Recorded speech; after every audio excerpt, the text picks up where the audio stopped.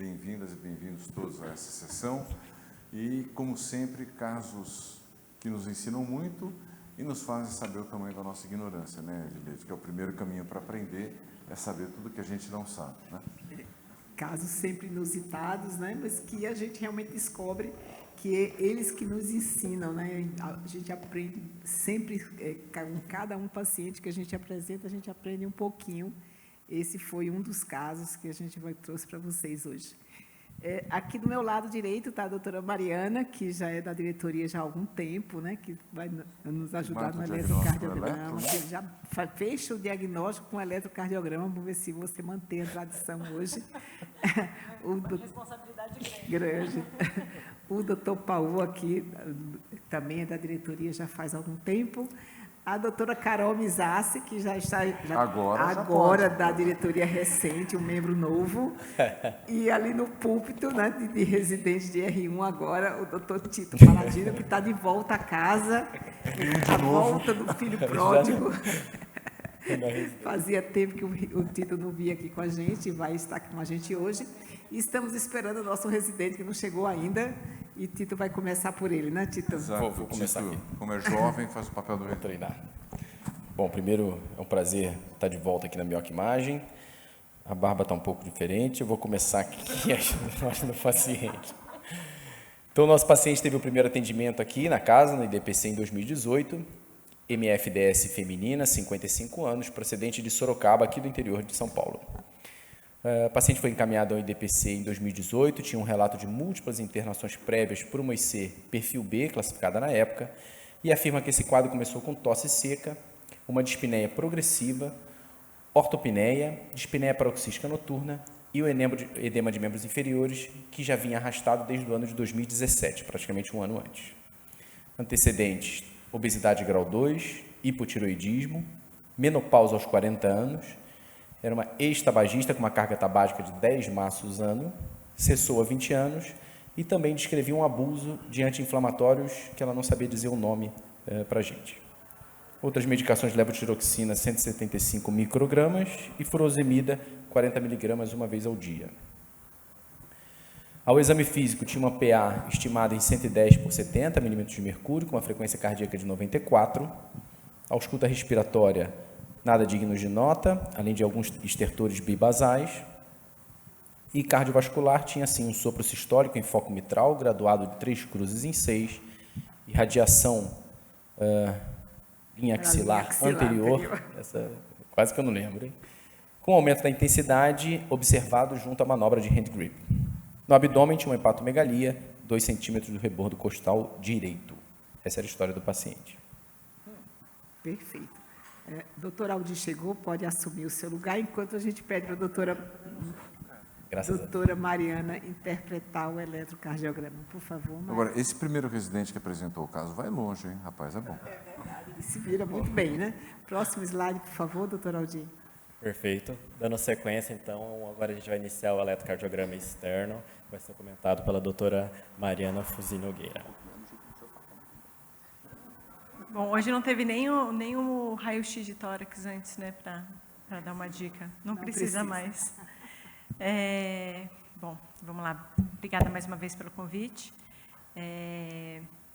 A gente está aqui diante de um paciente feminina, de 55 anos, que tem antecedente aí, inclusive, um alto risco de DAC, né, pela obesidade, carga tabágica tabagista, e esse aqui é um exame externo de 2017. Vamos lá. Então, é um ritmo sinusal. Me parece que tem um intervalo PR um pouquinho aumentado, talvez limítrofe, para caracterizar um bloqueio atrioventricular de primeiro grau. Em relação à onda P, ela tem uma onda P mais alargada. É mais nítido ver onde começa a onda P em D1 e a gente segue para D2 e para D3 e vê que ela onda P é um pouquinho mais alargada. Não tem morfologia de bloqueio interatrial. Lembra dos bloqueios interatrial, que é uma onda P alargada, maior que 120 milissegundos, com aquela bífida, né? E ela não tem. Ela não tem um sinal típico em V1 ainda em relação ao átrio, não tem um sinal de Morris importante em V1. Mas, por esse aumento, por essa onda P, que quando a gente olha lá em D2, ela realmente parece que está meio alargada, tem que pensar em sobrecarga, uma possível sobrecarga atrial esquerda para ela. Então, em relação ao QRS, tem um QRS alargado com desvio do eixo para a esquerda. A gente acabou de conversar agora em relação ao bloqueio de ramo esquerdo. Em D1 e AVL, ela tem sim uma morfologia de torre para eu pensar em bloqueio de ramo esquerdo. Só que quando eu olho para V5 e para V6, ela tem um S bastante profundo em V5 e V6. Esse S profundo pode ser explicado por duas coisas. Ela pode ser tanto pelo desvio do eixo para a esquerda, que poderia dar um S mais profundo aí em V5 e V6, que seria, então, ficaria com um bloqueio de ramo esquerdo com um desvio do eixo para a esquerda, mas ela também pode ser explicado por uma possível área eletricamente inativa lateral. No bloqueio de ramo esquerdo, quando eu tenho diante de um bloqueio de ramo esquerdo e eu tenho um S profundo em parede em V5 e V6, uma das coisas que eu posso ter é fibrose eletricamente inativa em parede lateral. Então, esse paciente é um exame doente, é um ritmo sinusal, parece um BAV de primeiro grau, com uma sugestiva de sobrecarga de átrio esquerdo, com um bloqueio de ramo esquerdo, com um desvio do eixo para a esquerda, e em V5 e V6 esse S profundo, que pode ser tanto o desvio do eixo, como uma possível área eletricamente inativa. E o diagnóstico, doutora Mariana? Doença, com certeza, uma cardiopatia estrutural, aí essa paciente tem. No ventrículo esquerdo, né? Oi? No ventrículo esquerdo. Tem, aqui realmente é mais pelo ventrículo esquerdo, com certeza ela tem. Perfeito, fibrose no lado esquerdo. Mas tem muita clínica de ventrículo direito também, né? Ela tem uma insuficiência cardíaca que lembra a disfunção dos dois, não é, Edilei? Sim, mas ela tem pressão pulmonar aumentada, capilar aumentada e disfunção de VD, que pode ser até secundária, só o ventrículo esquerdo, né, doente. Vamos em frente. Infelizmente, a gente não consegue ver o VD aqui, né? Cardíaca direita é importante. Né? Aqui no Eletra, a gente acaba que não consegue ver o VD, porque o vetor de bloqueio aí do bloqueio de ramo esquerdo, a gente acaba perdendo o parâmetro dos vetores de VD, né? Então, principalmente VE, que a gente consegue ver aí. Perfeito. Além disso, o paciente trouxe à consulta um ecocardiograma externo e eu convido o Dr. Tito Paladino para comentar o laudo. Boa. Bem-vindo à apresentação. Bom, o eco foi de fora, então a gente não tem as imagens, a gente vai comentar os dados que a gente encontra aqui passo a passo. Do lado esquerdo a gente tem os valores das medidas, então a gente tem um átrio esquerdo que tanto pelo diâmetro quanto pelo volume eles têm um aumento importante. Então o volume, que é o que a gente usa hoje, tem 70 ml por metro quadrado, bastante grande. Septo parede posterior com a espessura preservada, em relação ao que a gente considera normal, sem nenhuma alteração. Diâmetro diastólico de 57 milímetros, então já é um aumento discreto do diâmetro, com uma disfunção discreta, uma fração de ejeção estimada em 50%.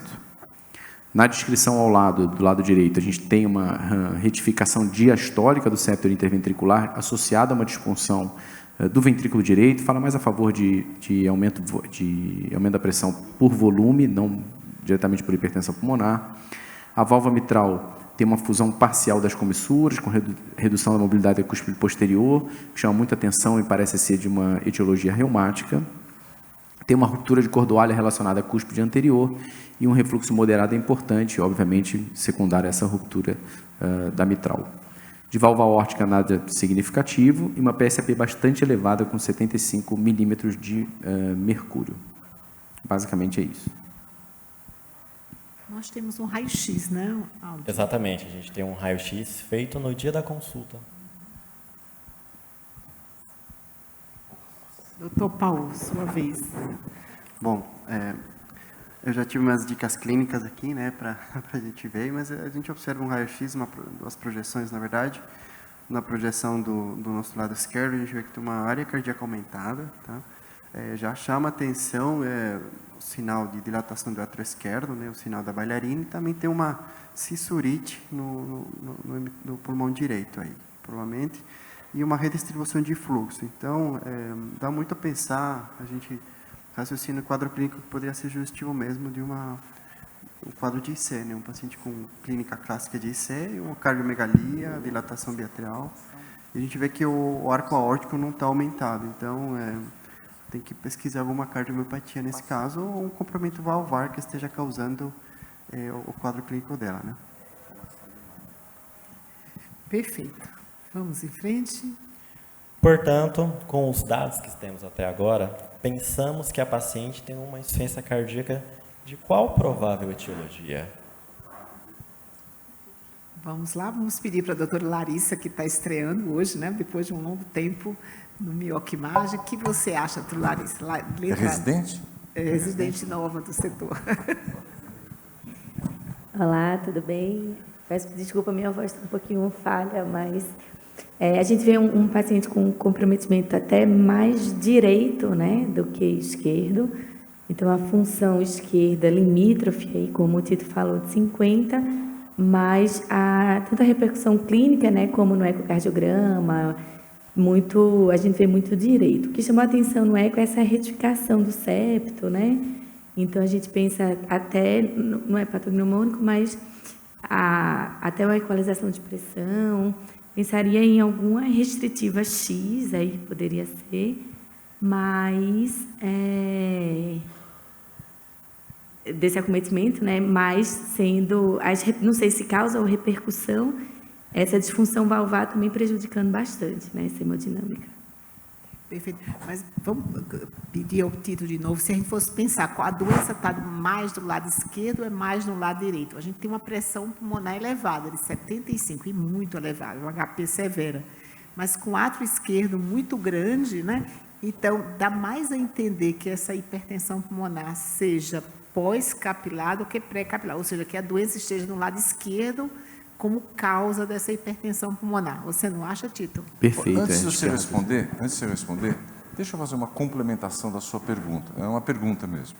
Porque estou me colocando aqui, um dos motivos que eu gosto de vir para cá sem saber o caso é me colocar na posição de quem está acompanhando e recebendo esses exames. Uma da coisa que talvez o cardiologista ficasse em dúvida é, mas a insuficiência mitral foi classificada como moderada para importante, não foi classificada como importante. E ela começou a ter sintoma muito tardio na vida e muito recente em relação ao momento que ela veio para a consulta. Foi 1 ano e pouco antes da consulta, né, que ela começou a ter. E já manifestou com insuficiência cardíaca do lado direito e do lado esquerdo do mesmo jeito. Ela tem dispneia paroxística noturna, ortopneia, mas tem aquele fígado muito palpável, edema de membro inferior e o derrame que o pessoal viu. O que você acha que aconteceu? O eco não explorou alguma coisa? Ou pode ser que seja uma insuficiência mais grave? É comum isso acontecer em paciente com insuficiência mitral grave? E essa alteração de classificação. Então, era um complemento da pergunta do Edileide, que eu levei 3 horas para fazer, por isso que eu vou levar 5 para responder. Não, pelo raciocínio do que eu acho que pode acontecer, como é uma doença progressiva, com certeza a doença acometeu a válvula mitral, eu concordo que é o acometimento esquerdo que está causando isso do lado direito, como o doutor Edileide falou. Então, a gente tem uma doença reumática, ela evolui, já tinha refluxo e um certo grau de estenose.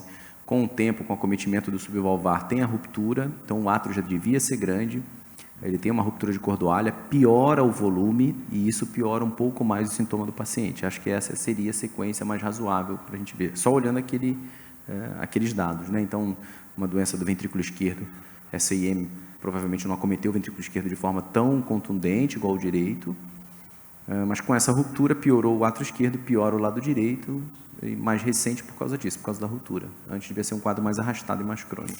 Eu acho que essa pergunta é interessante, se a doença é valvar mitral ou se a doença é do ventrículo esquerdo. Eu acho que na minha cabeça está claro que do VE é mais importante. Mas se fosse valvar primário, a gente esperaria um ventrículo esquerdo grande, não é? Isso, exato. Pela insuficiência mitral. Então, o ventrículo esquerdo é tamanho normal. Não é muito esperado. Uma insuficiência mitral reumática de longa evolução, esse paciente tem o ventrículo esquerdo tamanho normalzinho, o átrio esquerdo grande com a válvula mitral doente. Por isso que, pensando, se eu penso no lado esquerdo como causa da HP, se um HP pós-capilar, e o ventrículo esquerdo não dilatou, tem o IM severa, eu penso mais na doença está no ventrículo esquerdo. Perfeito. E não na válvula mitral. E podia ter uma estenose mitral também, se fosse mais estenose antes da ruptura. Mas a descrição do eco foi diferente. Porque teve a ruptura, né? Teve a ruptura, então atrapalha agora. Tá. Mas possivelmente poderia ter uma estenose antes, só uma estenose que protegeria o ventrículo esquerdo, causaria o problema no átrio esquerdo, no lado direito, e quando rompeu a gente perde um pouquinho do parâmetro, porque com essa ruptura, digamos que a IM sobressai. Mas tem um detalhe em cima disso tudo que vocês estão falando, que é o seguinte, a Mariana falou que ela acha que tem fibrose na parede lateral do ventrículo esquerdo, e isso não iria acontecer só pela doença mitral. Eventualmente você pode ter uma fibrose que facilite a instalação da ruptura, mas não uma ruptura levando à fibrose. Então, isso tudo que está me fazendo desconfiar que tem alguma coisa, além do fato de estar na bioquimagem, está me fazendo pensar que possa ter alguma coisa mais relacionada à miocárdio do que a válvula. Vamos ouvir a doutora Raquel e o doutor Marcelo. Então, a primeira vez que eu vi o laudo do eco, passei o olho rapidinho, eu pensei que era problema da válvula. Aí depois, quando você vai interpretar melhor, você vê que ele tem um IM moderada importante, mas pouco acometimento de VE. E, ao mesmo tempo, um VE com a fração de ejeção de 50, mas com um eletro muito alterado, né? Onde é que está essa alteração do ventrículo esquerdo, né? Que a gente não está conseguindo ver. Mas 50 é superestimada, né? Porque, na verdade, tem um IM importante. A gente faz o ponto, baixa 10, né? A gente vai para 40, digamos que fosse a fração de ejeção por conta da IM, né? Mas eu achei que tinha muita alteração de eletro, como se tivesse um VE muito acometido, mas se eu não estiver enganado, estava pouco dilatado o ventrículo, né? A fração de ejeção, ela é calculada por uma diferença volumétrica. A fração de ejeção, ela é 50, não é subestimada. A função sistólica, a gente diz que é subestimada porque, apesar dele conseguir fazer os 50%, só faz porque tem esse escape mitral. Quando eu fecho, a gente vê que o músculo já tem uma certa doença, aí ele não consegue gerar uma fração de ejeção de 50. Mas o cálculo atual, ela é de 50 sim, só que a função é deprimida. Entendi. Então, Raquel, na sua opinião, a doença é miocárdica ou a doença é valvar primária? É porque eu sei o caso, né? Eu estou no time da doença miocárdica. Tá bom, vamos ouvir o Marcelo. Sinceramente, antes da descrição do eco, eu achei que era uma IM funcional, aparentemente antes da descrição. Mas fica claro aí que é de etiologia mais reumática mesmo, essa insuficiência mitral aí. Bom, como foi falado pela doutora Mariana, tem o eletro, que a gente não pode excluir uma doença, de repente, que ela teve, de repente, até um infarto, né, e cometido na parede lateral, com aquele eletro. Então, eu acho que fica aí, de repente, até excluir DAC para ela, não é errado, né, principalmente é uma das principais etiologias da insuficiência cardíaca, eu acho que tinha que excluir DAC também para essa paciente. Pensaria nisso. Eu estou marcando todas as anteriores também, porque uma outra coisa que eu estou pensando, tudo bem, pode acontecer, mas essa história da ruptura e tudo mais está meio confusa assim pelo seguinte, ela não tem um episódio de descompensação aguda. Não teve um momento que ela falou assim, no dia 8 de setembro eu fui correndo para o hospital. Não teve. E esse VD tem cara de uma disfunção antiga para você fazer, essa HP, já teve tempo de acomodar com essa disfunção. Então, eu ia pedir um outro eco para o Tito antes de seguir, eu ia chamar, Tito, vem cá, faz outro eco dessa moça aqui para mim, que eu ainda estou em dúvida, queria estudar melhor o ventrículo e a válvula mitral dessa paciente. Eu achei esse caso interessante justamente por essas dúvidas todas que ele suscita, né? Mas, realmente, a gente analisando, insuficiência mitral importante, com algum tempo de evolução, o ventrículo esquerdo tinha que estar dilatado, não está. Então, algo está impedindo a dilatação desse ventrículo esquerdo. Segundo Mariana, tem fibrose. Então, as coisas estão se encaminhando para essa evolução da doença ser primária do VE e a mitral não ser tão importante assim, né? Vamos em frente. Mas acho que, dentre essas alternativas, a alternativa B, se a gente for pensar sempre no raciocínio, que uma etiologia pode explicar tudo, a endomiocardiofibrose, ela costuma ter acometimento valvar e também um acometimento restritivo. Sim. E o ecocardiograma dela tem, apesar de não ser um quadro clássico de endomiocardiofibrose, eu acho que a única causa etiológica que justificaria as duas coisas seria a endomiocardiofibrose. Excelente, doutora Leonardo, excelente. Ainda mais juntando a fibrose na Mariana, acho que junta tudo. A única coisa que faltou foi o ecocardiograma dizer que havia uma amputação de ponta, né? no ventrículo esquerdo, por isso que o Ibrahim está pensando, queria que o eco... Mas a fusão parcial não é da endocardifibrose, das comissuras. Isso aí fala muito a favor. Não quer dizer que seja valvar, mas fala muito a favor da etiologia reumática. Mas a doença endocardifibrose tem acometimento valvar, né, na via de entrada exclusivo, né? Repete o eco. Como solicitado pelos presentes aqui, convido o Dr. Tito a avaliar as imagens do novo ecocardiograma.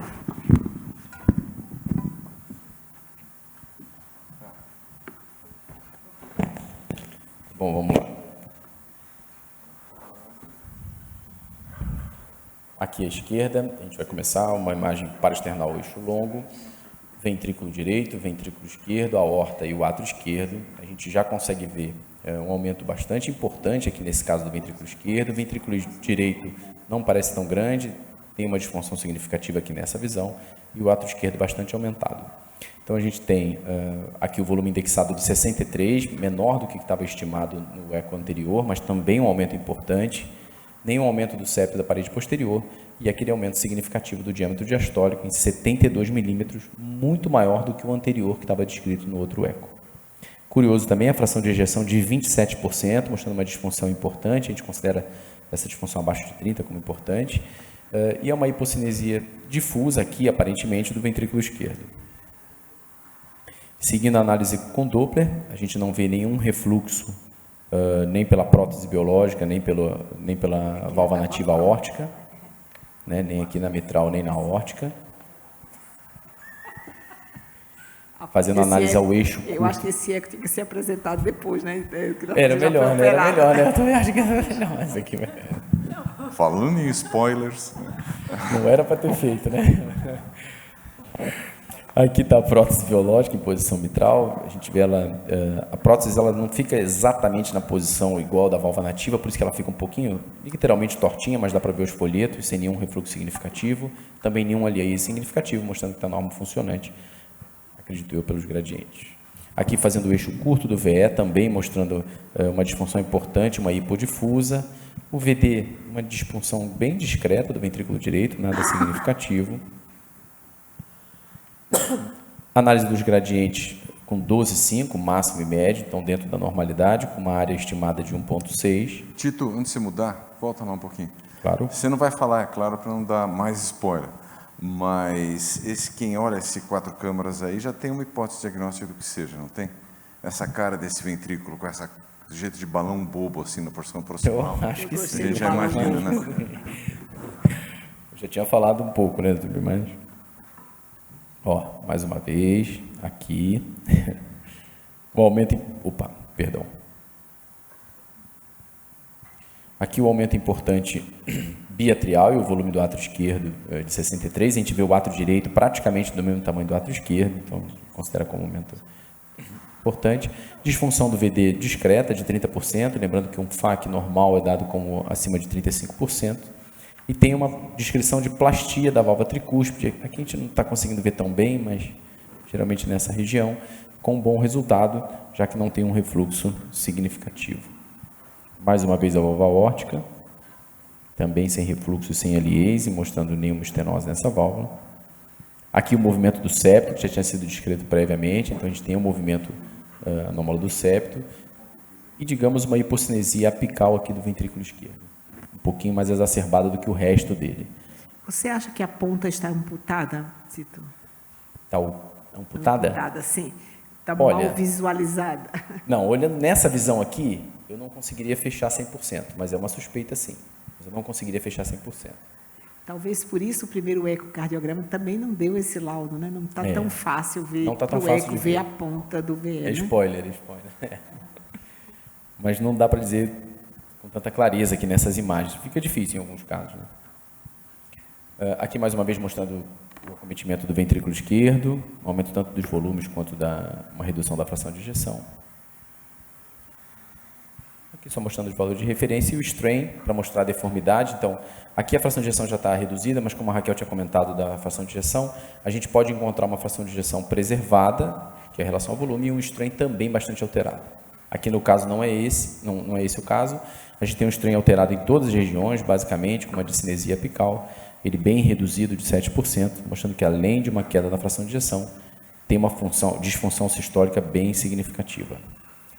Mas a ponta é pior, Tito, tá E agora já é o diagnóstico, mais azul, né? mais azul da ponta. O mais azul é a discinesia. Quando dá negativo, quanto mais negativo, então menos 25, menos 21 e tal, é normal, e quanto mais positivo ou positivo, ele é pior. Então, quanto menos negativo, menos 5, menos 4, ele é pior. Quando dá positivo, quer dizer, muitas vezes relacionado a uma discinesia ou um erro de coleta de imagem, que não é o caso, né? Então, uma discinesia da região apical aqui nesse azul. De uma maneira bem simplificada, quanto mais vermelho, melhor, né? Exato. Quanto mais azul, pior. Exato, quanto mais azul, pior. Aqui a gente tem todas as tonalidades, né? Quanto mais vermelho, normal, ele vem caindo, quanto mais azul, pior. E por último, já fechando o diagnóstico, aqui é uma imagem bem mais direcionada, então eu consigo ver no ápice do ventrículo esquerdo o acometimento da região apical, que pode ou não ter trombo, geralmente tem trombo associado. Aqui não está tão bem o V desenhado, mas pode ter o sinal do V-sign também, que depois o doutor Ibrahim pode mostrar. O acometimento do subvalvar, da válvula mitral, que acho que foi o que quiseram mostrar aqui nessa setinha. O Tito, essa imagem aqui, ele não tinha operado ainda, isso aí misturou, né? Não, aqui, operado aqui, né, só da válvula, já tinha uma válvula mitral. Aí já tinha. A válvula mitral já tinha. E aqui mostrando, acho que para o subvalvar que ficou, eu não sei muito bem o que botaram nessa setinha aqui. Só. Ok.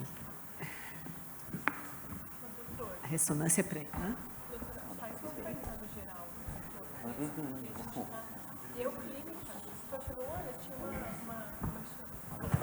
Eu estou falando com a doutora Edileide, estou pedindo para ela fazer um apanhado geral do carro, porque assim, houve 6 anos aí de que a gente não entendeu direito, e para a gente que é clínico, não sabe o que está acontecendo, a gente fala, nossa, então ela realmente tinha uma doença valvar importante, que foi feita a plastia e foi feita a troca, mas mesmo assim ela evoluiu, parece que a prótese está boa, mas ela está evoluindo com disfunção, alguma coisa que a gente fica meio perdido.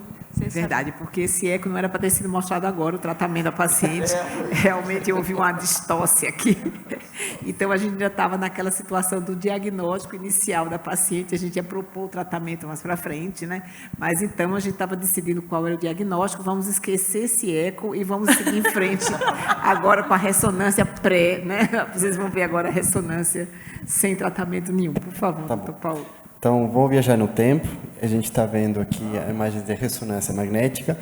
E o raciocínio da doutora Ione é o que mais responder mesmo essas dúvidas, porque a gente observava uma alteração biatrial, uma impressão, um diagnóstico. Vocês veem os átrios muito dilatados, mais o direito que o esquerdo. Vocês veem que essa cavidade reduzida não explicava, o ventrículo esquerdo com diâmetros diminuídos não explicava o grau de insuficiência. A gente pensava que talvez fosse mais um quadro mais de estenose mitral que poderia justificar, mas não ao contrário. Então, vocês observam já nessas imagens localizadoras como tem uma obliteração na porção apical do ventrículo esquerdo com hipossinal subendocárdico nesses segmentos. Tá? Então, uma imagem muito clássica das famosas cardiomiopatias restritivas, dilatação biatrial, uma obliteração da ponta. Vocês veem no eixo curto, quando a gente avança da ponta para a base, como nos imagens superiores, a gente tem muito mais ventrículo direito do que o esquerdo.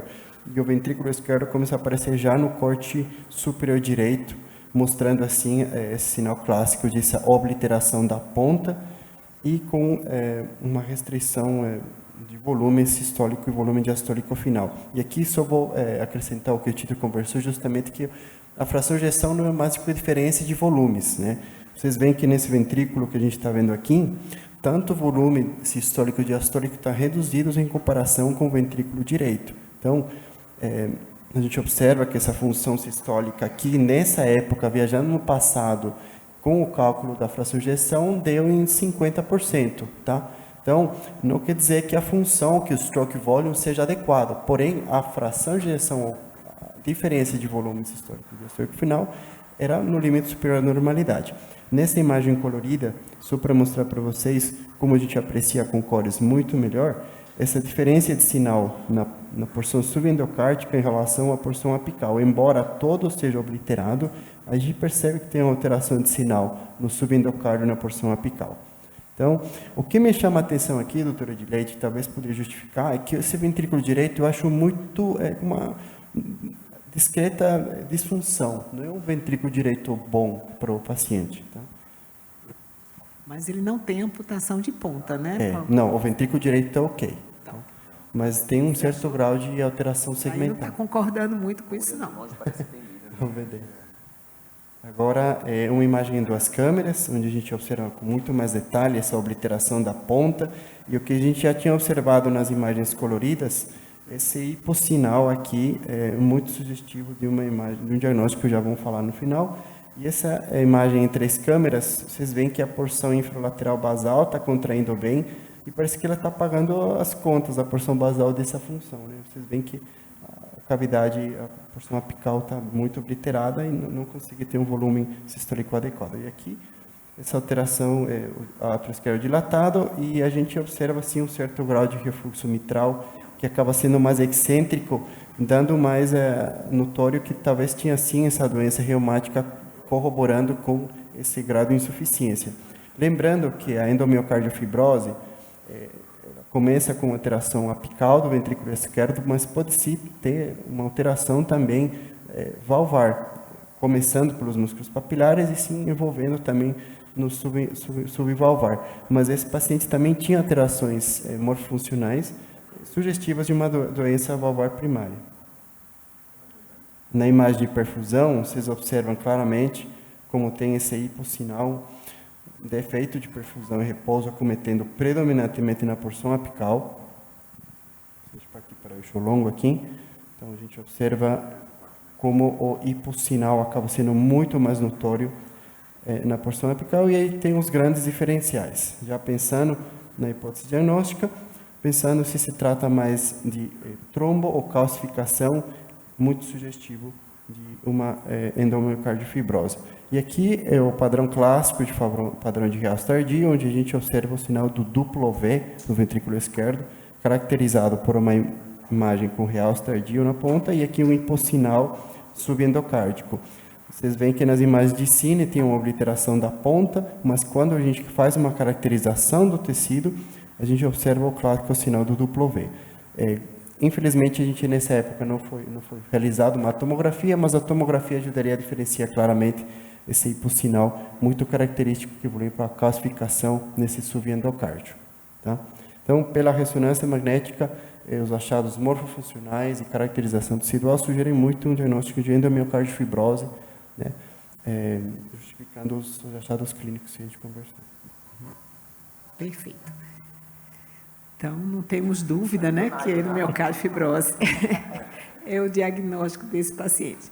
A conduta, agora fica até sem graça a gente perguntar, né, porque você já mostrou, o Tito já mostrou o eco com o paciente operado, mas uma plastia tricúspide, não tem mais nem graça a gente perguntar. A resposta correta não é a D, né, não sei, porque, verdade, é o tratamento cirúrgico. Vamos em frente. Oi, Edileide. Sim. O que é que você acha de experiência de ressecção dessa área mais fibrosada? Pois é.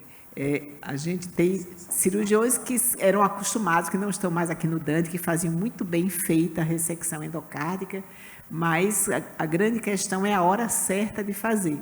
Quando o paciente já está naquela situação grave de ascite, de insuficiência cardíaca refratária, de padrão restritivo, geralmente a fibrose já penetrou no músculo e o resultado cirúrgico não é bom, o paciente não melhora clinicamente. Mas quando a gente está numa fase bem inicial, e às vezes o paciente não precisa de cirurgia, essa é a grande questão, né? E o paciente está bem, às vezes a ressecção endocárdica seria um bom momento para ser feita. Então, há uma grande controvérsia sobre essa questão. Nessa paciente, a gente geralmente tem bons resultados quando o acometimento valvar é significativo, porque a gente resolvendo a válvula, a gente já vai melhorar a hemodinâmica do paciente. Então, se me perguntassem se essa paciente seria a paciente ideal cirúrgica, eu diria que sim. Eu acho que ela deveria ter sido operada porque ela tinha um acometimento valvar significativo e aí faria a ressecção endocárdica.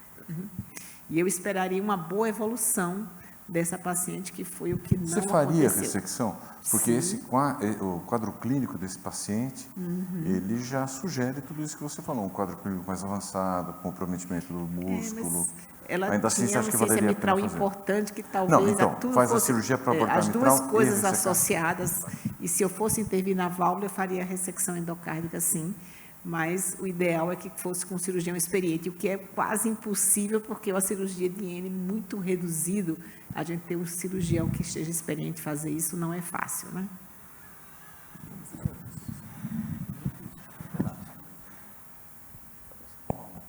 A evolução do paciente, no final do ano de 2018, foi indicada a cirurgia, foi realizada a troca da válvula mitral por uma prótese biológica, feita a ressecção de endocardiomiofibrose e a realização de uma plastia de válvula tricúspide. Perguntar uma coisa, se ele deve ter ido para o prontuário, tinha descrição de ruptura de cordoária mesmo na descrição cirúrgica? Não tinha, né?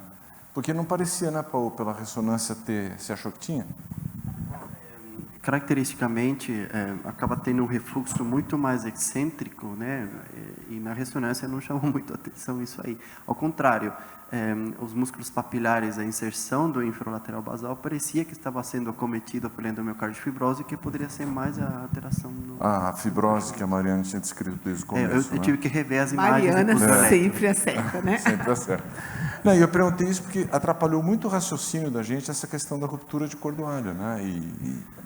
Que não tinha, parece que não tinha mesmo. Posteriormente, em acompanhamento aqui no Dante Pazzanese, foi visto em um ecocardiograma de acompanhamento em agosto de 2022, sugestivo de trombose de biopótrese mitral. Associado a isso, teve uma queda importante da fração de ejeção de 50% para 28% nesses 4 anos. O paciente estava em uso de Entresto, 100 mg de 12 em 12 horas, espironolactona, 25 mg pela manhã, simvastatina, 1 comprimido à noite, metoprolol, 25 mg de 12 em 12 e levotiroxina, 125 microgramas em jejum pela manhã. Do ponto de vista cardiovascular, o paciente, apesar da queda da fração de ejeção, apresentou-se assintomático nesse intervalo de 4 anos. Pensou-se inicialmente em disfunção de bioprótese mitral do tipo estenose/trombose, descartado no ecocardiograma posterior. Esse é o registro das evoluções ecocardiográficas de 2018 para 2022 e tem um terceiro, um mês após esse último. No ecocardiograma, uma semana após a intervenção em 2018, a gente viu uma fração de ejeção de 46%, um átrio esquerdo de 49 milímetros, um septo de 9, uma hipertrofia ventricular excêntrica, visualização de uma disfunção ventricular de VE. Associa-se também uma disfunção discreta de ventrículo direito e uma prótese biológica mitral de folhetos finos. E a presença também da hipertensão pulmonar de 60 milímetros de mercúrio. Já em 2022, nesse gap de 4 anos, percebemos, principalmente em negrito, a queda importante da fração de ejeção, manutenção da hipertrofia ventricular esquerda concêntrica, a prótese biológica em posição mitral com folhetos espessados e discretamente calcificados. Observa-se também imagem ecogênica na base de um dos seus folhetos, podendo corresponder a trombo, determinando discreta redução da abertura dos seus folhetos. Tinha um gradiente diastólico de 15 milímetros e um médio de 0,3. Um mês depois, foi realizado um novo ecocardiograma, que não foi visualizado já essa hipocogenicidade vista no mês anterior, mas ainda repetiu a queda da fração de ejeção, permanecendo-se em 27%. Permanece a hipocinesia difusa com predomínio apical, disfunção sistólica do ventrículo esquerdo de grau importante, presença da prótese biológica com folhete discretamente espessado e o aldôplex hiperrefluxo central mínimo. Diante desses dois achados de agosto e também de setembro, foi solicitado pela equipe um teste cardiopulmonar. Estranho ela estar tão bem, né? Apesar de ter uma pressão pulmonar tão alta, no começo, apesar de depois que ela perdeu função, a pressão pulmonar caiu, né? Acho que ela dilatou, conseguiu acomodar mais volume. Não consegue mais ter um volume injetado, né? É importante o cardiopulmonar, porque às vezes os pacientes falam assintomático, mas na verdade se autolimita, né? Como pode ser assintomático com uma fração de ejeção daquele jeito, né? E o teste cardiopulmonar é importante porque ele faz uma avaliação objetiva e direta da capacidade funcional, né? E além disso tem variáveis prognósticas importantes. Então, o protocolo foi o rampa, que é o que a gente mais utiliza, né? Vai subindo aos poucos, o paciente vai se adaptando à esteira, e é bom para a gente delimitar os limiares ventilatórios. Ele chegou numa velocidade de 5,9 km por hora, 7 minutos de exercício, a frequência cardíaca subiu, mas ainda está abaixo da submáxima, né? Ou está 130, né? Então, uma frequência deprimida, o esforço, a pressão subiu adequadamente. Pode passar. O que a gente vê que foi um HER máximo, quer dizer que o paciente chegou na exaustão. Em repouso, esse HER é abaixo de 1, porque o nosso consumo de oxigênio e produção de CO2 é menor. Durante o esforço, o CO2 aumenta, essa relação inverte, e acima de 1,5, eu posso falar, esse foi um teste máximo, o paciente foi à exaustão. O VO2 foi de 14,3 ml/kg, que dá 65% do predito. Abaixo de 80% está reduzido. Esse é uma variável prognóstica, quanto menor VO2, pior prognóstico. O VO2 no primeiro limiar foi em torno de 56% do predito e o segundo em torno de 63% do predito. A gente vê que são limiares ventilatórios precoce e isso repercute numa acidose metabólica precoce durante uma fase inicial de esforço. Também tem relação prognóstica, né, pior. E também esses limiares nos ajudam quando vai fazer a prescrição de exercício. O OIS, que é a eficiência de captação periférica de oxigênio, quanto menor, pior prognóstico. Isso também é secundário à acidose metabólica precoce, então essa captação periférica de oxigênio é prejudicada. O T-meio é o tempo que leva na recuperação para cair o VO2 pela metade. Quanto maior tempo, acima de 90 segundos, pior prognóstico, mais descondicionamento e maior gravidade da doença. A curva de pulso, ela nos representa o quanto que é o volume sistólico em cada batimento. Então, se está uma curva deprimida, em platô, isso reflete uma deficiência, um déficit sistólico durante o esforço. E a gente viu que ele tem um déficit cronotrópico, então isso ainda está superestimado. Então, imagine que está bem deprimida, né? O pulso de oxigênio foi 9,82% do predito. A gente não pode se esquecer que na presença de um déficit cronotrópico isso está superestimado, não é real. Então, denota uma gravidade, pode passar. A espirometria deu uma reduzida VF1, a ventilação está preservada. O slope, que é a eficiência ventilatória, o quanto que eu preciso ventilar para lavar o CO2. Quanto mais esforço, quanto maior a ventilação, esse slope é maior, isso também denota maior gravidade da doença. É uma ineficiência ventilatória, acima de 30 é alterado, acima de 35 tem maior gravidade nos pacientes com IC. A PET de CO2 esperada é que ela aumente acima de 5, desse paciente não aumentou, e teve não teve queda importante de saturação, não. Só teve uma alteração da PET de CO2, que isso pode refletir quando você tem uma disfunção vascular pulmonar, até pelo aumento da pressão diastólica final do ventrículo, o aumento da pressão capilar pulmonar, né, retrogradamente, pode refletir na eficiência ventilatória, pensando num quadro vascular pulmonar associado, lembrando que ela também tem HP, né, isso nos lembra muito HP. Tinha mais alguma coisa? Isso a gente já falou. Essa é a conclusão? Tá. Então, foi um teste máximo, um VO2 reduzido, mas que dá em torno de uma restrição leve a moderada. Tem distúrbio cardiocirculatório, VO2 baixo, limiares precoce ou exalterado, curva de pulso deprimida e de troca, porque ele tem um slope aumentado, uma alteração não teve. Aqui está escrito dessaturação, mas na verdade não teve. Foi de 95 para 92, não é significativo.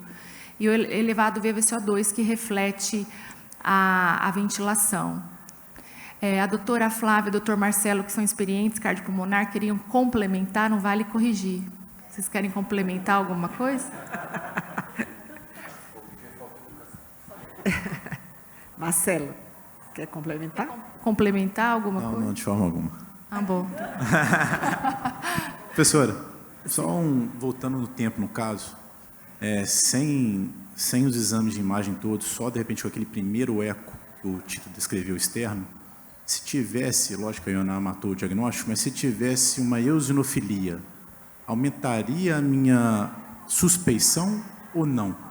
Sim, a eosinofilia geralmente está presente na fase inicial da doença, né? Que se acha que ela pode ser um fator causal. Ainda há muita controvérsia sobre isso também, que se ela poderia ser uma reação após, né, aquela síndrome de Leffler, né? Então, você poderia ter uma fibrose após essa reação. Mas isso é muito discutido, nem sempre a gente encontra essa fase, mas pode ser que a gente não consiga mesmo, porque passou o time, mas nem sempre a gente encontra. Mas se encontrasse, sim, ajudaria no diagnóstico. Isso, só para concluir, apesar de não ter uma restrição funcional importante, tem muitas variáveis no teste alterada, que denota a gravidade mesmo da doença, refletindo cardiocirculatório e vascular pulmonar alterado. Eu tenho duas perguntas, uma para ela e outra para você. Primeiro, assim, essa paciente provavelmente ela está assintomática aos esforços porque ela não faz esforço, ou ela está negando sintoma, é isso, né, que a gente... Ela, às vezes, se autolimita, não tem cansaço, mas você sobe ladeira? Não subo ladeira. Não sente falta quando faz esforço? Que você faz esforço? Nada. Então não sente falta de ar mesmo, né? E, Gileide, você acha que aconteceu o que para essa fração de ejeção piorar tanto? Que uma semana depois da cirurgia, que é a hora que o coração está pior, ela ainda tinha 46. Depois ela caiu para 28. Você acha que a evolução da doença naquela mesmo? situação uma pressão pulmonar elevada naquela fase inicial, né? Realmente eu acho estranho, não consigo ter uma causa muito clara para isso, né? Talvez uma ressecção endocárdica mais extensa do que deveria ser feita, ou depois o Paulo vai mostrar agora a ressonância depois, e aí parece que ela perdeu músculo a mais do que devia. Vamos ver a ressonância. Exatamente. Realizando o segmento, temos essa radiografia de tórax realizada no ano de 2020. E no próximo slide eu consigo mostrar comparativamente a radiografia de início e essa radiografia de 2020. Que está mais de um coração globoso agora, né? Quando a gente olha, a gente tinha mais sinal de átrio esquerdo e pulmonar naquela de 2018, mas 2020 está mais moringa-like, né? Para misturar o caipirês com o inglês, né? Atualmente, a paciente ela está em acompanhamento no setor de TX, mantém a classe funcional 1, em otimização da terapia medicamentosa da insuficiência cardíaca. E agora eu convido o Dr. Paulo para comentar a ressonância cardíaca posta. Bom, aqui a ressonância magnética evolutiva do nosso paciente. Começamos já pelas imagens localizadoras, se a gente tiver esternografia, e já chama a atenção que vemos uma cavidade ventricular esquerda muito mais aumentada. Até parece que a gente trocou de paciente, mas na verdade trocou de miocardiopatia, né?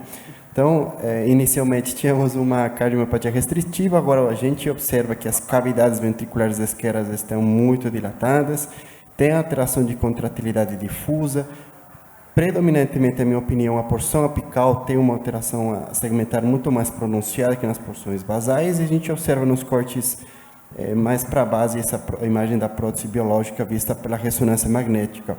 O ventrículo direito tem uma contratilidade preservada e chame a atenção como a espessura miocárdica pela ressonância magnética foi até 6/7, está no limite inferior da normalidade. Então, veja um detalhe que a gente da imagem não costuma ver muito isso, né, Dr. Ibrahim? Que o ventrículo esquerdo, a gente tiraram todos o tecido endomiocárdio fibrótico, mas tirou papilar, músculo papilar, inserção. Então, a gente estava brincando no setor com os residentes, parece um ventrículo careca, né? Não tem nada, é um ventrículo sem nada dentro, só tem literalmente o sangue, né? Geralmente, quando você tem cardiomegalia, né, você tem aumento do padrão de trabeculação. Exato. A endomiocardifibrose já mata um pouco disso, e talvez na cirurgia tenha sido ressecado um pouco mais. Mas não tem mais amputação de ponta, né? Não tem mais amputação de ponta, mas ficou uma cavidade mais aumentada, né? Então, nas imagens de cine eixo longo, aqui 4 câmeras, vocês percebem como esse movimento, alteração segmentar que o Tito já tinha descrito na porção apical, acaba sendo mais pronunciado, mas tem sim uma hipocinesia difusa, o segmento infralateral basal, aparentemente de uma contratilidade melhor que o restante. Vejam aqui os átrios quantitativamente foram dilatados, porém menos dilatados, obviamente, perioperatórios, e a prótese em posição mitral, biológica. Aqui uma imagem eixo longo, observando com mais detalhe essa alteração segmentar mais pronunciada em porção apical, e não tem alteração valvar em outras questões. Tá? A imagem de perfusão, a gente vê o grau de ressecção, pelo grau de defeito de perfusão e repouso, a gente tem uma noção de tudo aquilo que foi resecado, que não foi pouco, foi muita coisa, vem que envolve circunferencialmente toda a espessura do ventrículo, vem que envolve porção infralateral basal, então foi tirado bastante, e eu quis mostrar isso para vocês com mais detalhe, uma imagem repouso. Então, todo esse defeito de perfusão subendocárdico circunferencial, apical, médio e basal representa tudo aquilo que foi tirado. Então, não foi pouca coisa. Aqui, essa imagem em eixo longo demonstrando esse defeito de perfusão. Paulo, o que você achou da quantidade de miocárdio na ponta do VR, nessa imagem? Engraçado, né? Porque a gente tinha visto muito mais, mas aqui não tem nada, né? Quase que virou uma discinesia, uma amputação na porção do ápice, né? Então, a gente vê também na porção do real tardio, justamente o que o Dr. Ibrahim falou.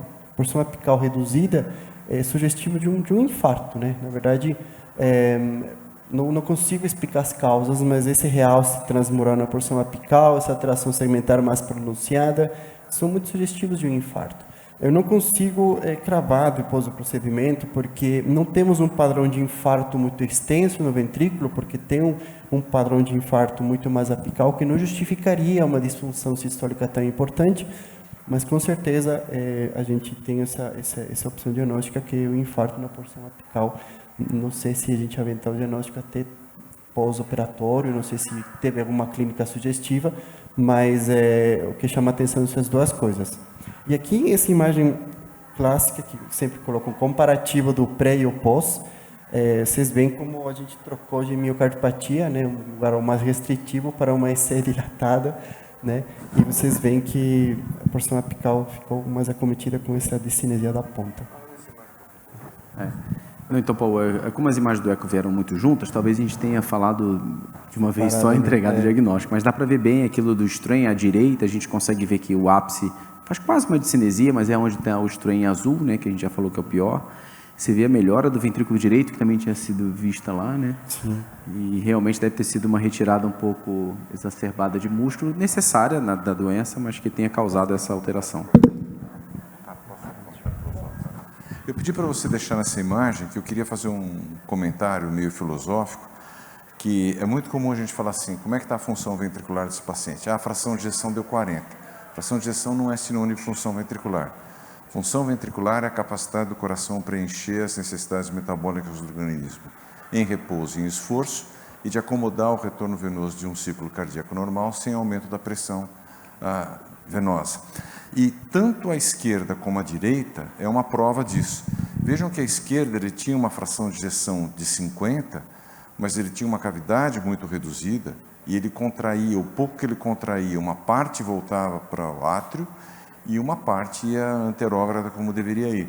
Então, apesar de uma fração de ejeção não tão comprometida, esse coração não estava cumprindo a sua função de preencher as necessidades metabólicas do organismo, e a gente sabe que ele tinha uma pletora venosa por toda a história que foi contada para a gente antes. Já à direita, aí sim a gente tem um paralelismo entre queda da função ventricular, que a Carolina mostrou muito bem objetivamente pelo teste cardiopulmonar, e a queda da fração de ejeção. Então é importante a gente lembrar que às vezes a fração de ejeção pode não refletir o estado fisiológico do paciente, por isso que a gente trata a gente e não trata números. Só complementando bem, excelente comentários, que o paciente tinha um VD pior no passado, né, do que atualmente. No passado, ela vivia em insuficiência cardíaca internando. Atualmente, não vive mais em insuficiência cardíaca, está assintomático, apesar de ter realmente alteração da função. Mas vejam que o VD melhorou. Por que o VD melhorou? Porque a pressão pulmonar caiu. Caiu. Né? Então, já não tem mais refluxo como tinha antes. Porque agora tem uma complacência maior da câmara, né? Isso foi bom para o paciente. Claro que a gente olhando assim parece pior, né? Porque dilatou, mas a dilatação ajuda nos sintomas, porque amortece pressão, né? E a outra coisa, né, Edileide, com esse seu comentário com a coisa da fração de ejeção que eu falei, é que Cardiomiopatas suportam fração de ejeção mais baixa melhor do que um paciente com doença coronária. O paciente com doença coronária e fração de ejeção de 27 raramente seria assintomático, por mais que ele restringisse as próprias atividades, né? O cardiomiopata às vezes tolera, se acomoda melhor esse tipo de A condição. miocardiopatia restritiva dá sempre um quadro de ser refratária, difícil de tratar. A gente sabe muito mais tratar aqui do lado direito do que do lado esquerdo. O paciente responde bem a vasodilatador, toda medicação, do que se eu fosse escolher entre os dois, apesar da fração de ejeção ser melhor lá, eu acho que muito melhor está do lado de cá do que, apesar da gente achar que o ventrículo está liso, tudo mais, a gente ampliou a cavidade do paciente, na verdade, né?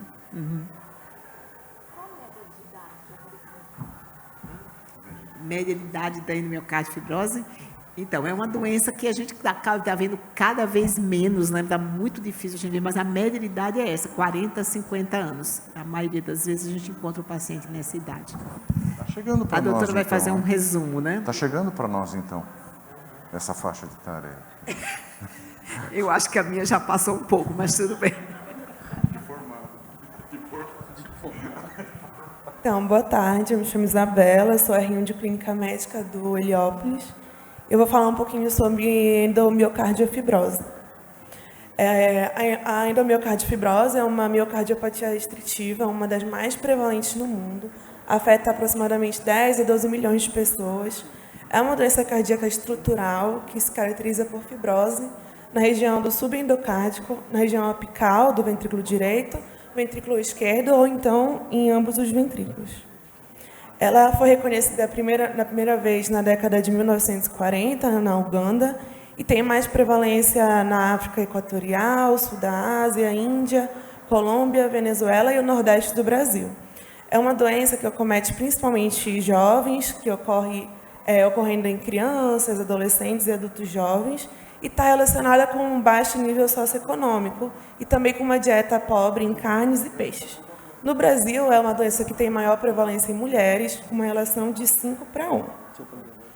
Quanto à fisiopatologia, ela é de etiologia de um processo fibrótico que é subjacente a uma fisiopatologia ainda pouco compreendida.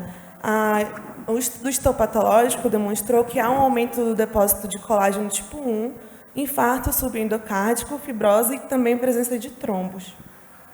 Existem algumas teorias para a fisiopatologia dessa doença. Uma delas o doutor até citou, da eosinofilia, que é um elo etiológico mais comumente citado. Se observou uma semelhança no estágio tardio de endocardite de Leufer com uma eosinofilia sustentada, que é observada em alguns dos pacientes. Existem também teorias infecciosas, que não foi demonstrada uma relação com um micro-organismo específico. Exposição ambiental também, visto que tem uma frequência de casos em várias regiões específicas e também muito relacionado com má nutrição ou dieta pobre em proteína. Existe a teoria genética com identificação de um vínculo familiar entre os casos desses pacientes e a imunológica, que demonstra a presença de anticorpo antimiosina. A doença se manifesta como uma IC, direita ou esquerda, de início agudo ou insidioso. Na forma inicial, a doença ela se apresenta como uma doença febril, com pancardite, eosinofilia, dispneia e edema periorbitário, e não tem um marcador específico. A forma progressiva podem ser observados fisiologia restritiva, com dilatação de câmaras, especialmente dos átrios, associado a ascite, edema e cardiomegalia. Quanto aos exames para diagnóstico, a gente pode abrir mão do ecocardiograma, que a gente vai ver um padrão de enchimento restritivo, fibrose apical do VE, do VD ou então biventricular, lesão de músculos papilares com regurgitação mitral e ou tricúspide. A ressonância magnética é o exame padrão ouro, em que a gente vê fibrose com realce tardio em região apical. E pode também usar a biópsia endomiocárdica, em que a gente vai ver um espessamento da camada de colágeno e septações fibrosas. Quanto ao prognóstico dessa doença, vai depender muito da classe funcional do paciente. Também, se há um comprometimento importante do VD, com insuficiência cardíaca direita ou biventricular, pode ter regurgitação mitral ou tricúspides importantes. foi relatado fibrilação atrial em muitos dos pacientes clínicos, e a presença de ascite e queda da porcentagem de VO2 predita menor do que 53%, pode indicar um mau prognóstico desses pacientes. O tratamento, a gente faz uma abordagem geral de um paciente como IC por disfunção diastólica restritiva. O beta-bloqueador ele pode ser utilizado para melhorar o enchimento diastólico e o diurético para controlar o volume do paciente. A prednisona ela pode ser benéfica com o paciente quando ele tem cardite aguda. Se houver trombo em VE, a gente pode optar por anticoagular o paciente por 6 meses, pelo menos. E no caso de pacientes que já têm uma IC avançada, a gente pode fazer a ressecção miocárdica com troca ou reparo da válvula mitral. É isso. Excelente, doutor.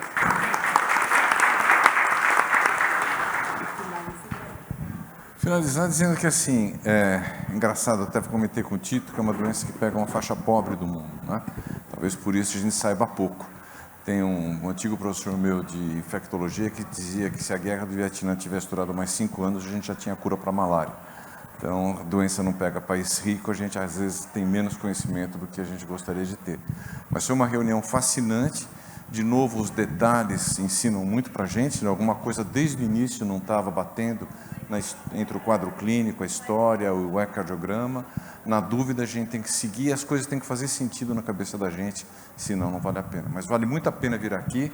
Muito obrigado, Mariana, acerta diagnóstico. Acerta sempre. Sempre. Já tem uma regra na Anatomo. Se você falou de fibrose e a ressonância não viu, tem que rever a ressonância. Obrigado, Paul, cada vez mais brilhante. Carolina, seu exame é um subestimado, volte para fazer as pessoas usarem mais. Nosso polivalente Tito, muito obrigado. Os nossos 2 residentes, parabéns pela apresentação e pelo resumo, e você por conduzir esse trabalho. E agradeço a já presença vamos de começar todos. a Hoje atrair todo mundo, que dia 2 de setembro... Dia 2 de setembro, vamos fazer o marketing do nosso curso a gente sempre fala de amiloidose, mas esse ano vai ser amiloidose e outras hipertrofias. Então, se vocês quiserem aprender a fazer diagnóstico de doença de Fabry, a fazer diagnóstico de cardiomiopatia hipertrófica, venham ao nosso curso dia 2 de setembro. E tratar, né? E vai ser um curso bastante interessante, né, com brincadeiras, vai ser um curso divertido, vai ter sessão de julgamento, então esperamos vai ter a chance de alguém terminar na cadeia, não é isso? Exatamente, isso vai ser, vocês vão ter que salvar ou não o Dr. Plínio Wolff. Então, todos estão convidados, dia 2 de setembro, é um sábado, e agradeço a presença de todos. Hoje estamos mais felizes, mais gente no auditório. Mais gente no auditório, precisava ser sempre assim. Obrigado, pessoal. Obrigada, boa tarde. Até semana que vem.